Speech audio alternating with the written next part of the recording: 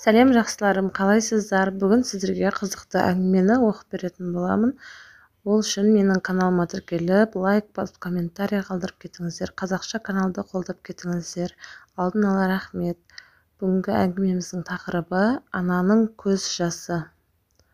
Жанар анасының туған күніне қымбат ұялы телефон сыйға тартты. Алайда бұл сыйлық анасын қуантпады. Сезімтал шеше жүрегі бұл дүниеге қыруар қаржы кеткенін, таяуда ғана жұмысқа орналасқан жас маманның әмиянында көп ақшаның жоқтығын бірден-бір білді. Десе де, отбасылық кеште бұл тақырыпты қозғамады.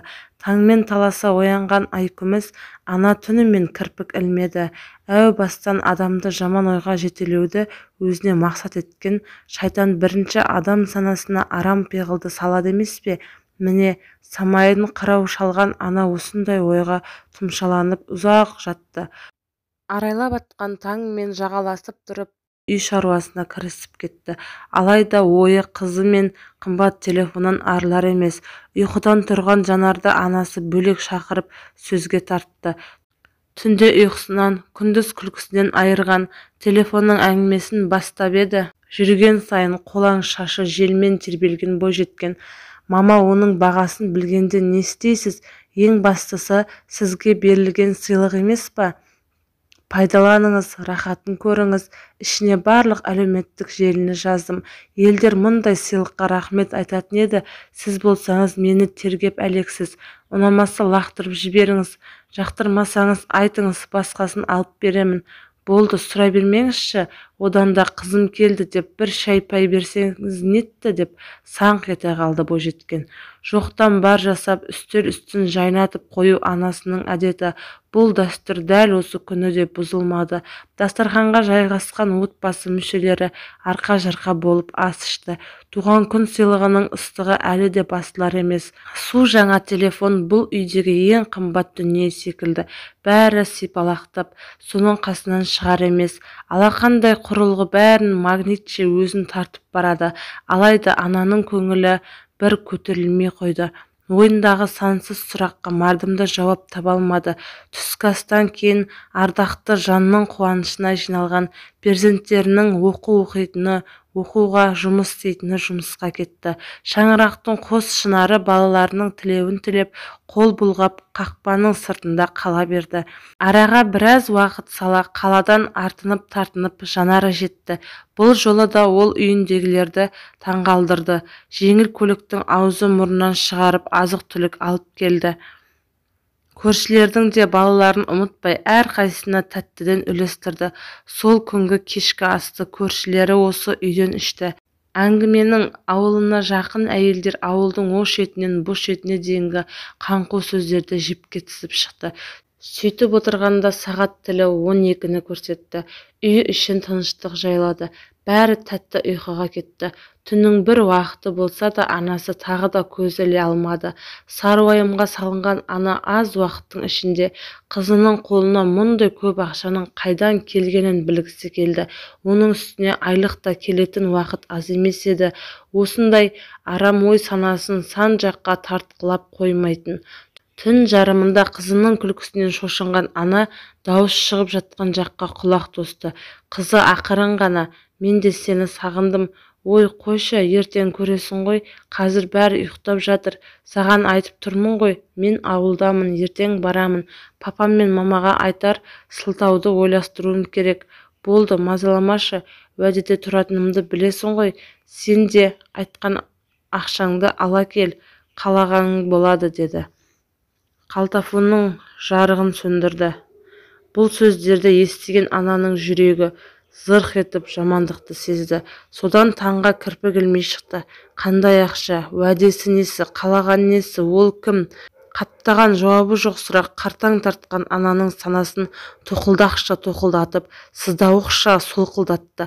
Таң атысымен қызы қипақтап, үй шаруасына көмектескендей болып, шешесіне бүгін аяқ астынан жұмысқа шақыратындығын айтып қалаға жинала бастады. Түнгі әңгімесінен кейін анасы қызының сылтауына 1% да сенбеді. Бірақ іштен шыққан баласын жамандыққа қимады. Жанар тездетіп жиналып үйден шықты. Айкүміс те қолына тиген киімді үстіне іле сала қызының ізіне түсті. Ауылдан шыға бере жеңіл көлік тоқтады. Көп ұзамай анасы да көлікке жайғасып, алдыңғының соңынан жүрді. Орталыққа дейін апарған такси бойжеткенді қонақ үйдің алдына түсірді. Жанар үстіне ілген киімін көлікте ауыстырып та үлгеріпті. Туып өскен қара шаңырағынан киіп шыққан ұзын көйлегі 3 есе қысқарғандай. Қызының бұл бейнесін көрген ананың жағдайы ауырлай түсті. Біраз уақыт бойы санасын шырмаған арам ойы шындыққа жанасып жатқандай. Ойға шомып көзі жасаурап тұрған кезде бойжеткеннің қасына соңғы үлгідегі жылтыраған темір тұлпар келіп тоқтады.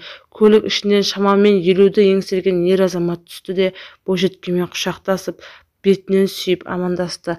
Қызының мұндай қылығын көрмеген бейшара ана тұрған орнында сілейіп қатып қалды. Қызым үйде қылығы түзді деген сөзге бұрындары мұнша мән бермеген еді. Қасынан өткен адамдар жылаған әйелге көз тоқтатып қарап қояды. Ал жар құлағы жастыққа тимей, түн ұйқысын 4 бөлген, өзі ішпесе де, балаларының аузына тықпаштаған, өзі кимесе де перзенттерінің үстіне ілген мейірбан жанға бүкіл ғалам төніп тұрғандай болды. Өткен кеткендер, мынау ма сенің тәрбиелеген қызың, ана болғаның осы ма, сұмдық деп саусақпен көрсететіндей, періштесінің пері екенін мойындағысы келмесе де көзі жетті. Ақиқатын өз көзімен көрді. Бір-біріне күле қарап құшақтары айқасқан ғашықтар қонақ үйдің табалдырығын аттады. Тездетіп басып, анасы да есікті ашты.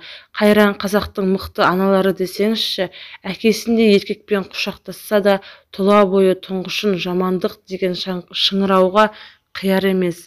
Мүмкін жұмыс бабымен кездескен болар деп ойлап қояды. Ентігін басып, 2-ші қабатқа көтеріліп, қос ғашықсымақ кірген бөлменің есігін қақты.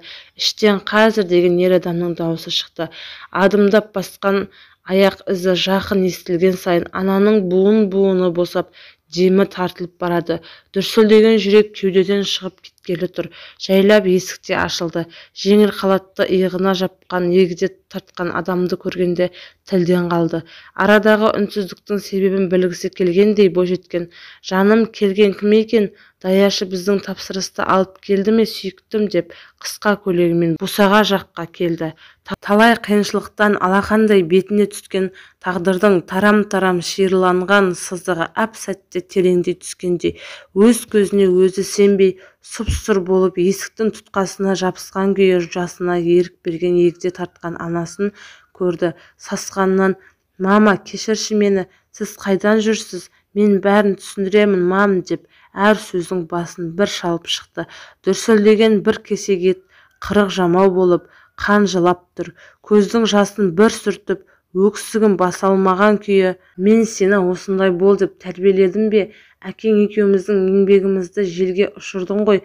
Осындай жолға түсетіндей басыңа не күн туды? Сені неден тарықтырдық? Мен қай жерде қателестім? Қартайғанда көрсеткен жақсылығың осы ма сенің? Қымбат телефонды осындай теріс жолдан тауып алып келдің бе? Арың ақшаға сатқан ұрпақ менің ішімнен шықпаған. Қайда жүрсең де аман болшы. Сен енді көргім келмейді. Менің Жанар деген қызым жоқ, деп бар даусымен айқайлап, ащы зарға тұншығып далаға жүгіріп кетті. Қонақ үйдегі көпшілік есіктерін ашып, дәлізде болған жағдайды кино көргендей тамашалап тұр. Кейбірі қызықтап видеоға да түсіріп жатты.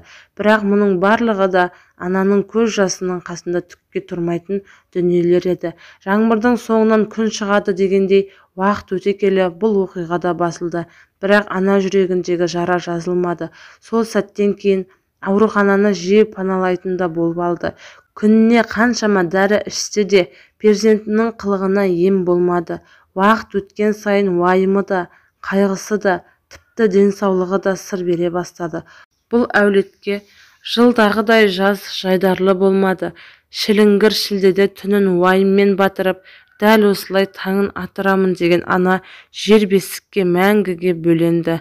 Ал Жанар болса, анасын ақтық сапарға шығарып салуға да келмеді. Арада содан бері 2 жаз өтті. Жанар туған ауылына аяқ баспады. Бірақ артынан ерген сіңлілерінің оқуына ақша салып тұратын. Отбасы ақшан емес, оның ішінен хат іздейтін, бірақ іздегендері табылмайтын. Көрсетілген мекен-жайға кенже сіңілісі қанша хат жазса да хабар ала алмады. Бірде анасының туған күнінде туысқандарын жиып құдайы тамақ беріп жатқанда есік алдына бөтен көлік келіп тоқтады. Ішінен Жанар түсіп, жиылған көпшілікпен амандасып үйге кірді. Ойламаған жерден оралған әпкесіне сіңлілері құстай ұшып құшақтасып сағыныштарын басты. Қараса анандай бұрышта баладай көзі жәутеңдеген әкесін көрді. Бөлмеден анасын іздеді. Соңғы рет анасының суық жанарын, жылаған бейнесін ғана көрген Жанар бұл жолы аяулысын көре алмады. Босағада сілейіп тұрып қалған әкесі, сен кешіктің, енді анаңды ешқашан көрмейсің деді де далаға шығып кетті. Ыза мен кекке толған өзегін өкініштің оты өртеніп барады.